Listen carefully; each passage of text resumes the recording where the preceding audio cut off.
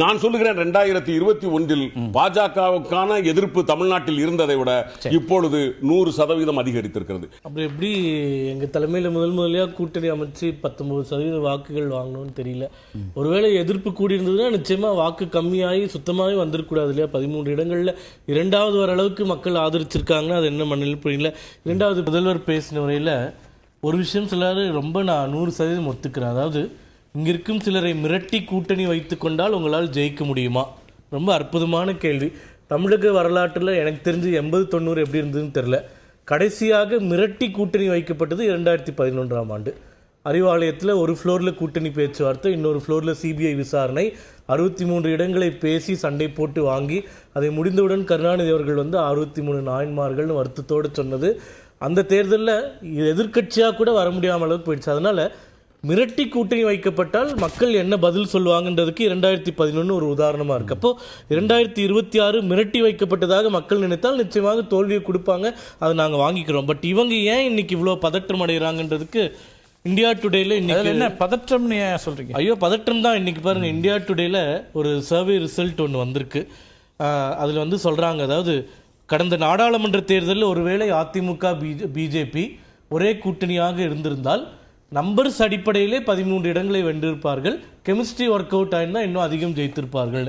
இது போக இவங்க பதற்றம் அடைகிறதுக்கு இன்னொரு காரணம் தான், அது இந்தியா டுடேல வந்தது தான். அதாவது தமிழகத்தில் இருக்கக்கூடிய சட்டமன்ற தொகுதிகளில் திமுக அதிமுக வலுவாக இருக்கக்கூடிய தொகுதிகள் மிக வலுவாக அப்படின்ற ஒரு டிஃப்ரென்சியேஷன் வருது. அது இன்னைக்கு ஃபுல்லாக சோஷியல் மீடியாவில் ஸ்ப்ரெட் ஆனதுனால தான் திமுகவில் இருக்கக்கூடிய அனைவருமே பதற்றமாக இருக்காங்கன்னு நினைக்கிறேன். அதில் மிகவும் வலுவாக இருக்கக்கூடிய தொகுதிகள் அதிமுகவுக்கு 38, திமுகவுக்கு 15. வலுவாக இருக்கக்கூடிய தொகுதிகள் அதிமுகவுக்கு 81, திமுகவுக்கு 62. ஸோ இந்த மாதிரி விஷயங்கள்லாம் இவங்களுக்கு பிரச்சனையாக இருக்குது. ஏனென்றால் கூட்டணி வச்சிட மாட்டாங்க, தனியாகவே இருப்பாங்க, எளிதாக வென்று விடலாம் அப்படின்ற ஒரு நினைப்பில் இருந்தவர்கள் இந்த ஒரு வலிமையான கூட்டணி அமைந்து விட்டதால் முதல்ல என்ன சொன்னாங்க, நீங்கள் கூட்டணி சேர்றதுனால நாங்கள் ஜெயிக்க போகிறோம்னு சொன்னாங்க. அதாவது இது 4-5 ஸ்டேஜஸாக பிரிச்சுக்கலாம். ஃபஸ்ட்டு நீங்கள் ஒன்றுமே இல்லைன்னு சொல்கிறது, ரெண்டாவது உங்களை ரெக்கக்னைஸ் பண்ணுறது, மூணாவது உங்களை திட்டிகிட்டே இருக்கிறது, நாலாவது எங்களிடம் வீழ்ச்சி அடைவது. இப்போ 2வது கட்டத்தில் இருக்காங்க. முதல்ல ஒன்றுமே இல்லைன்னாங்க, இப்போ எங்களை நீங்கள் சேர்ந்துட்டா ஜெயிச்சிருவீங்களா, சேர்ந்துட்டா ஜெயிக்க மாட்டீங்க, மக்கள் உங்களுக்கு வாக்கு கொடுப்பாங்களா இல்லையா அப்படின்ற ஒரு விஷயத்த சொல்கிறாங்க.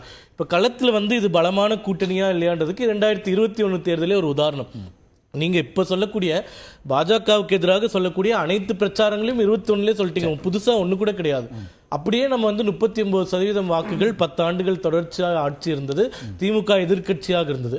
இப்ப அப்படியே ரிவர்ஸ், திமுக 5 வருடம் ஆண்டு விட்டார்கள், நாங்கள் எதிர்கட்சியாக இருந்து மேண்டேட் கேட்கிறோம். மாநில சுயாட்சி உள்ளிட்ட அம்சங்களுக்கான பதில நீங்க சொல்லுங்கன்னு ஒரு அது உங்க கூட்டணிக்கான சவாலா அது இல்ல.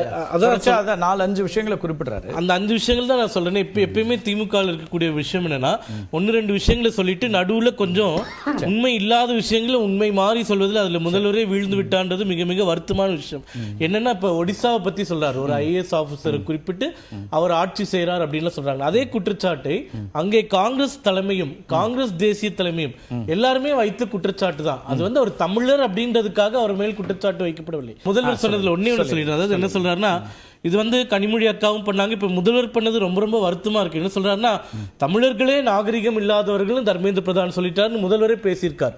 கனிமொழி அக்காவே அந்த பிரிவிலேஜ் கமிட்டிக்கு அனுப்பும் போது எம்பிக்களை இப்படி பேசிட்டார் அப்படின்ற ஒரு அந்த விஷயத்த சொல்லியிருந்தாங்க. இப்ப முதல்வர் கிட்ட நான் கேட்க விரும்புவது, தர்மேந்திர பிரதான் அவர்கள் தமிழர்களை நாகரிகம் இல்லாதவர்கள் எங்கே சொன்னார்? எனக்கு என்ன கேள்வி இருக்குன்னா சார், ஒரு இப்ப இவங்க பதற்றம் அடையக்கூடிய அளவுக்கான ஒரு கூட்டணி அப்படின்னு நீங்க சொல்றீங்க, ஆனா அந்த கூட்டணியை பத்தி யாரும் பேச வேணாம்னு அங்கிருந்து ஒரு அறிக்கை, இங்கிருந்து ஒரு அறிக்கை. செல்வ பெருந்தகை அவர்கள் துணை முதல்வரேன்னு காங்கிரஸ் கட்சி தொண்டர்களுக்கு ரொம்ப வருத்தம். ஏன்னா 2004 இருந்து எங்க மேல திமுக சவாரி செஞ்சுட்டு இருக்கு, ஆனா எங்களுக்கு அதிகாரமே கொடுக்கலன்னு வருத்தம் நிறைய கட்டத்துல நிறைய பேர் சொல்லியிருக்காங்க. அப்ப இவங்களுக்கு தெரியாம அடுத்த முதல்வர் நயினார் நாகேந்திரன் வருகன்னு கூட செல்வ பெருந்தகை சாருக்கு தெரியாம அதை ஒட்டியிருக்காங்கன்னு நம்பினோம்னா நம்ம அரசியல் இருக்கிறதுக்கே லாய்க்கல. எல்லாருமே அவங்க டிமாண்டை ஏற்றுவதற்காக பேசக்கூடிய விஷயங்கள் தான், அது களத்துல யதார்த்தமா நடக்கிறது. இன்னும் ஒரு விஷயம் சொல்லணும், இப்ப இவர்களுக்கு பயம் இருக்கிறதுக்கு இன்னொரு காரணம் என்னன்னு சொல்றேன்னா, அதிமுகவும் பாஜகவும் தனித்தனியாக திமுகவை பல்வேறு களங்கள்ல எதிர்த்துட்டு வந்தோம். இப்ப ரெண்டுமே ஒன்னு சேரும் போது அதற்கு வலிமை நீங்க விரும்புறீங்களோ விரும்பலையோ அதிகமாகும். முதல்ல சொல்லிட்டேன், நாங்க ஜெயிக்கவே போறோம், அவ்வளவு நீங்க சந்தோஷமா இருக்கீங்கன்னா எங்களை பத்தி ஏன் பேசுறீங்க, பேசாமலே விட்டுருங்களேன். மீண்டும் மீண்டும் பேசுவதனால் அந்த பதற்றம் தெரிவதாக நாங்கள் முதல் கட்ட கருத்தை எடுத்து